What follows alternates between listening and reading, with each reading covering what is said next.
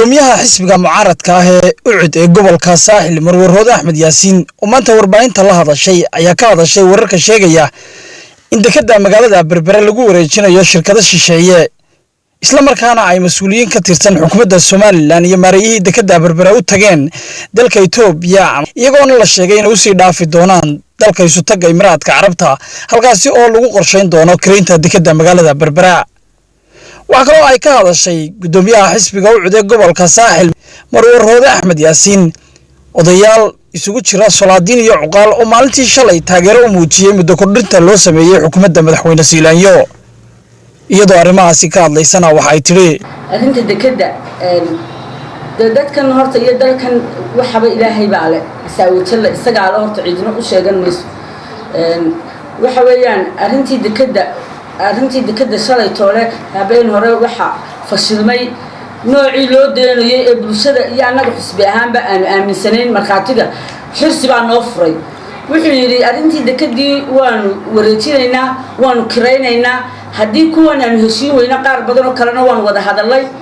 waanu heshiin weynay waanu kala noqonay imikana dubay noola soo hadleen haddii aan kuwan heshiin weynayna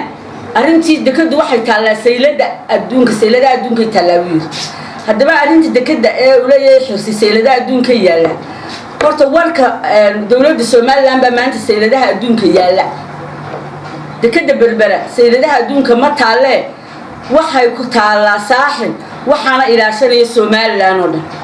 waxaananu ka taaganay mowqifkii hore waxaan leenahay dekedda ummadda Soomaaliland gacanteeda laga saari maayo waa halkii laga ilaalinayay xirsiyow wixii aad madaxtooyada ka qabanaysay hawl baa ka socotay inaad ka cararto ma ahayn inaad iska joogtaa baa dekedani halkaa dhaafi mayso taasi waa kow maareeyay dekedda waa la kaxeeyay waa arkaysana miidiyahan ka arkaynay cali ba ahayn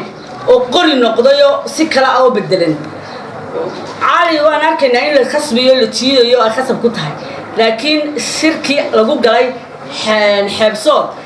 ee ay cid walba mid deked joogiyo meel kasta jooga waanu ka dhamayn dekedda Berbera inaan la wareejin mid shaqaalaha iyo mid kale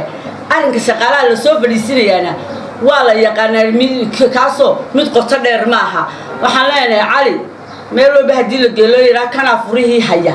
cali furaha afartii nin kaxeeyo uma hayo Soomaaliland buu haya waxna ma wareejin karo talabaad halkan shalay tolo shirki ka dhacay ee Cuqaasha waxa aan leenahay horta dawladda haddii sharcigiina ay baabisay dhaqankiina way naga baabisay Cuqaashi waxaan leenahay anagoon odhanayna ma matalaan oo ay Cuqaasheedii yihiin maxay tolay gobolka ka soo jeeday waxaan leenahay laakiin Cuqaashi laftigooda damage baa loo geystay war badan meesha ku jira waa ceeboobeen waa la ceebeynaya waxa leeyahay lacag baa la siiyay waxa leeyahay waa laga amahday Cuqaasheeda waanu kamaro dilacsanay arrintaasi waanu ka xunnay in Cuqaashi Soomaaliland meel kasta joogaanba nooca loo jijiido kuwii saaxiil oo kaliya maaha waxaan leenahay hadda dawladnimadii naga dumiseen dawladanay dhaqankiina waa naga dumiseen oo dawladnimadina baabisaan doonaysan dhaqankiina baabisaan xeerarkii dhaqan iyo dastuurba saasoo isu raacaya doonaysan in ay dawladdaas waxba ka tagin waxaan leenahay ha loo turo Cuqaashuna ummadda ha u turo saddexaad golaha guurtida waxaan leenahay horta waxbaan kordhinin baa leedina insha Allah ku dara ayaan anigu oranaya insha Allah ku dara dadka taageerayaasha waxaan leenahay xukuumadda fiican waa la taageeraa laakiin xukuumadda ay ummadii oo dhan ka qaylinayso afar caqli afar nin oo ku macaashi